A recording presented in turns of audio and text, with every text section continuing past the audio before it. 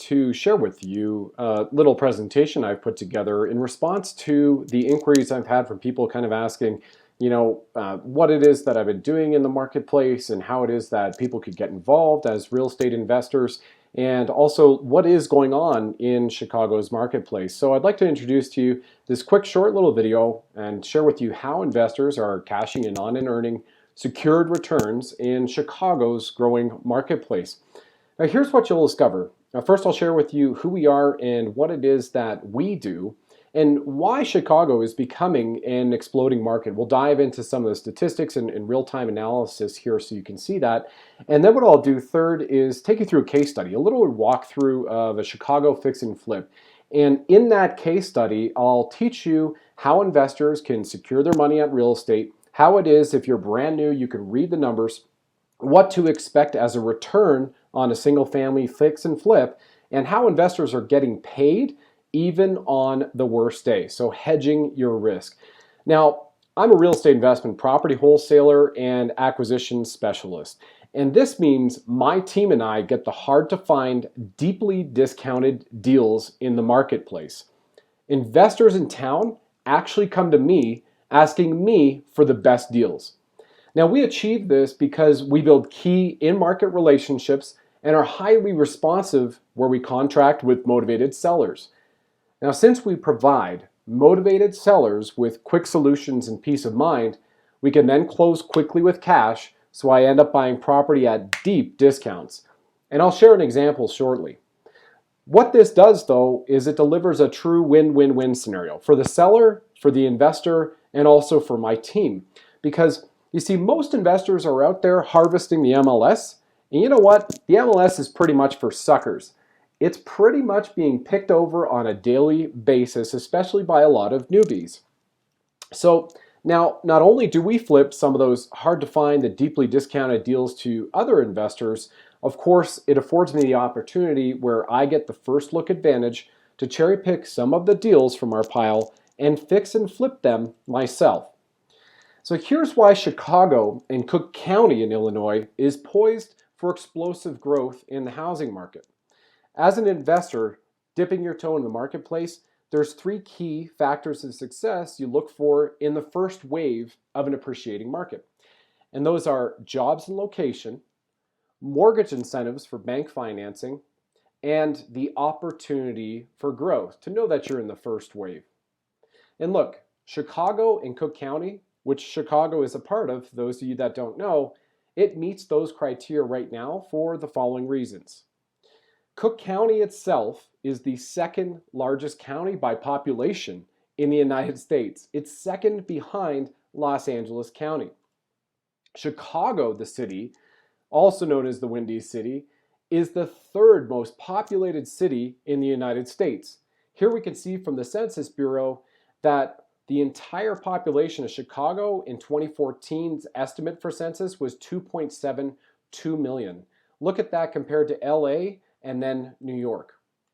And finally, we're looking at one of the top 5 US distribution hubs via air.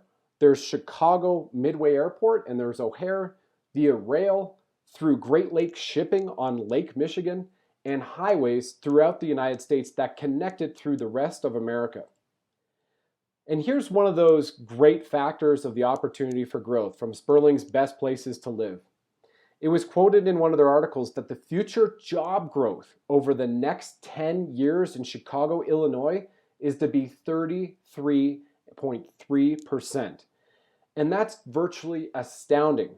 Those jobs will create people who need to rent condos in town, buy condominiums, buy homes, have places to live so they can commute to and from work in the city of Chicago alone. We're not even talking about the suburbs.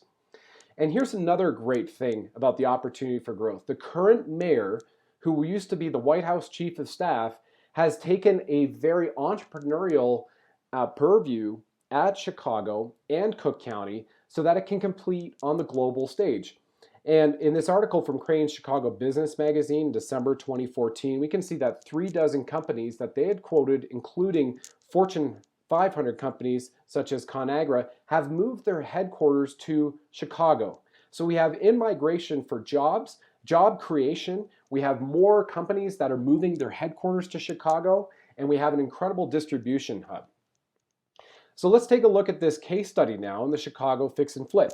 And this is how real estate investors and passive private lenders they're cashing in on and earning secured returns in Chicago's starting to be exploding and will be an explosive market over the next few years. Now, here are things that you'll discover and I'll teach you. The first is myth busting. There's some people out there with the adage that it's too hard or it's too time consuming. And the second is you got to know your numbers. So I'll teach you the numbers that real estate investors should know for a single family fix and flip, as well as the lingo, the language that's used in the real estate investment community for single family homes. And the third thing that you'll learn is how to protect your downside, how it is that you can hedge risk in a worst case scenario. And I'll show you that right here. But first, let's look at myth busting and explain it. Let me ask you this. Have you ever heard the phrase, you should always hook your wagon to a rising star? We've all heard that, right? Heck, rock stars do it all the time. Think about it. One moment, a mostly unheard of band is starting to open concerts for the Rolling Stones on a world tour or Pearl Jam, and the next, a year or two later, they're winning a Grammy because they get known, they get discovered. Well, the same concept applies to being an investor by hooking their wagon to a rising star, and especially important if you're just starting out. So let's see this. If you have the cash, then you could simply just go buy a deal from one of the rock stars in your market who's wholesaling deals to investors. Then what you do is you go and you assemble the inspectors, your contractors, manage the rehab work or have somebody do that for you, interview a couple of brokers, realtors, sign a listing agreement, and put it on the MLS to resell the property and enjoy your profits. Because right now, to get into the game, in my opinion, the easiest and fastest way to get involved is to connect with a real estate investor who's in your market and regularly sourcing those hard to find, deeply discounted deals from motivated sellers. This goes for any market. And this means nearly all of the heavy lifting work, it should already be done for you, completely done for you. Because if it's their full-time business and not yours, they should be set up and delivering deals with juicy returns to you on a silver platter. They should be the ones getting calls from agents or bankers to come out and look at their hidden inventory or to check out their pocket listings and figure out which of those investment grade properties they want to buy from them, all before they hit the MLS. They, the rockstar wholesaler in your market, they should be handling inquiries from people like estate attorneys, government asset managers, and meeting with motivated sellers in person at their homes. These are motivated sellers who don't want to publicly advertise or admit that they're in a compassionate situation, but they must sell their property ASAP. Now, what I just explained is one option for you. The other is to go and set this entire business up on your own. And then again, we get back to it would be too time consuming to do so. Which brings me back to the first point and the adage to find the local rock star in your market and start a relationship. Unfortunately, real estate investing, it's not rocket science. In fact, it's actually simple math, and it's very easy once you understand the numbers to look for.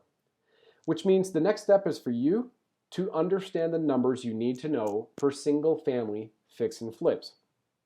And once you've nailed this down with some key lingo, you're in good shape to move to the next step. So here's the first lesson in knowing the numbers.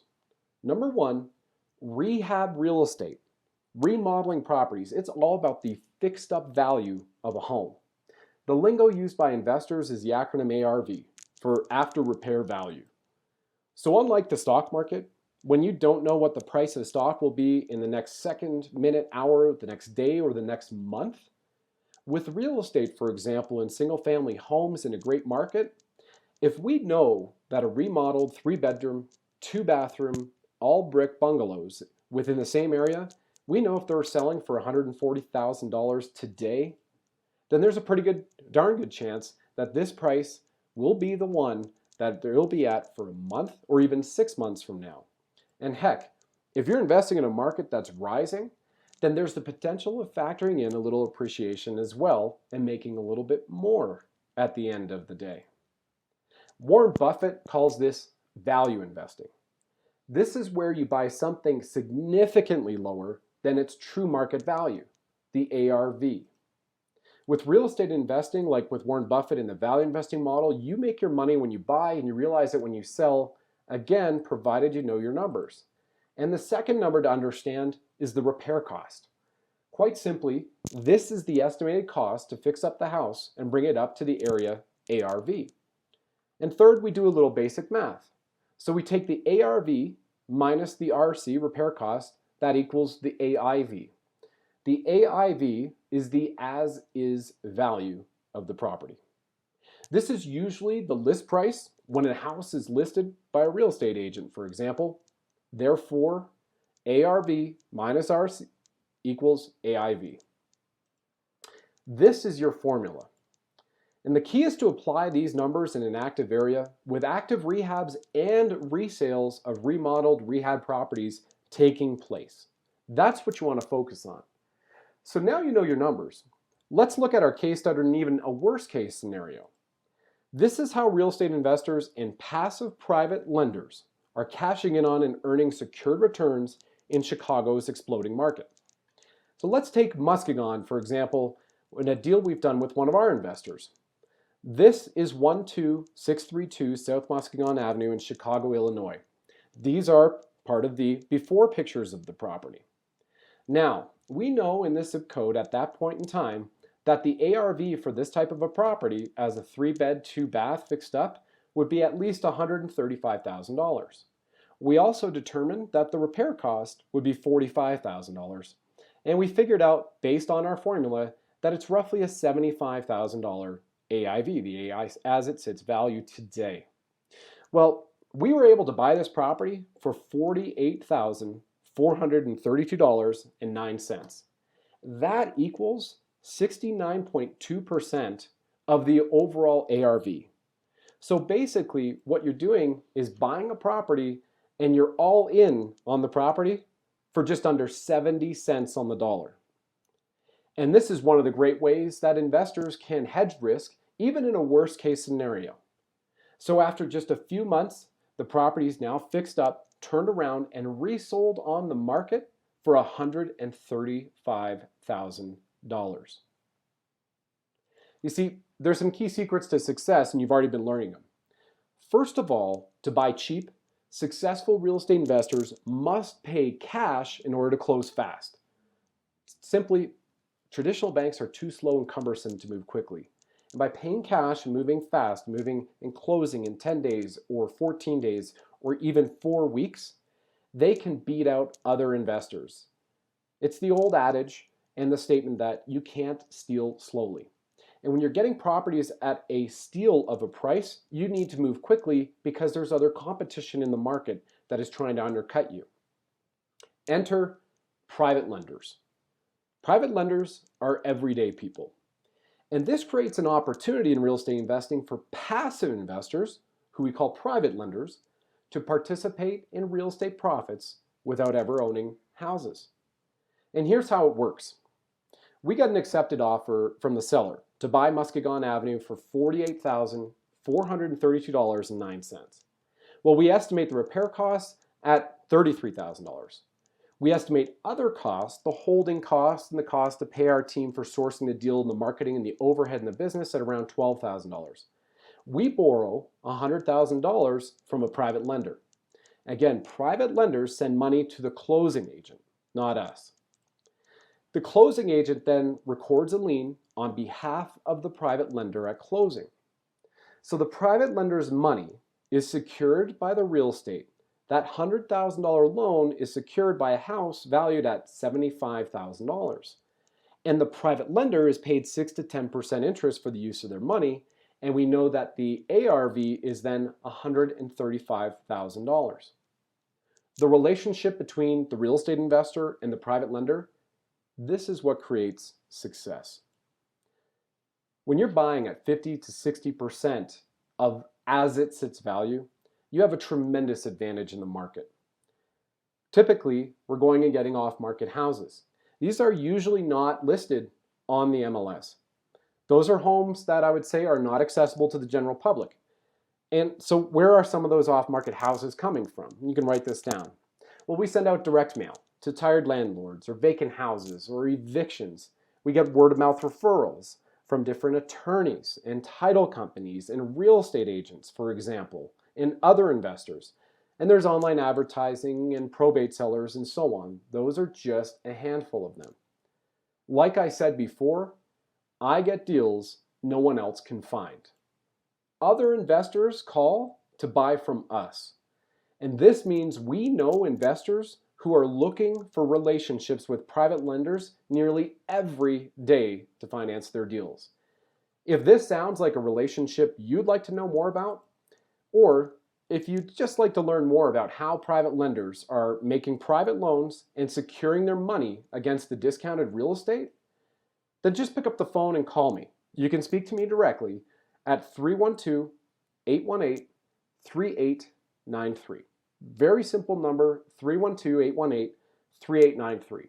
And the voicemail box is checked once a day. And myself and one of my staff will arrange a time that we can have a conversation.